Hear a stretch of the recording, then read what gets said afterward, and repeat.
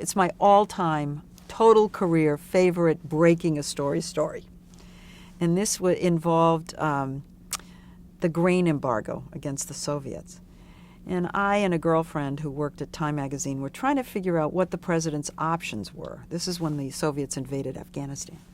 What would the president do in response? What could he do?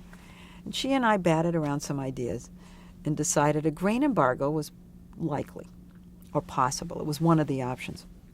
And I worked the phone all that day. Just calling people. I called embassies, and I called the agriculture department, and I finally get a guy at the agriculture department. And I say, you know, I've got that the president's going to have a grain embargo, but I don't have the exact figures. I was wondering if you could just help me with the figures, because I know it's going to be a grain embargo. I didn't know. And he gave me the figures. I broke the story. So proud of myself. Never talked to him again. So that was one of my favorites. Because I did think it was kind of enterprising to get on the phone. Well, to make an assumption and pursue the assumption. And then after that, I got one of the embassies to tell me that they had been notified that we were going to do this. The president was going to announce it the next day. Did that tactic ever actually backfire on you? No, I didn't get to do that very often because it's very hard to second guess and figure something out like that, and I just lucked out with it. And I can't remember anything being quite like that in my career.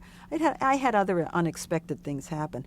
For example, the budget process. We would cover the budget every single year, and I covered the White House for 10 years, so 10 budget processes.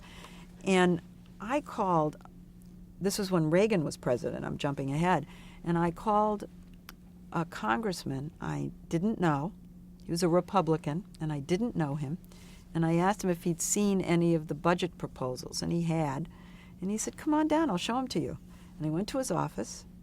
I'd never met him, and he took me to a Xerox machine, he personally, and Xeroxed the budget proposal for me.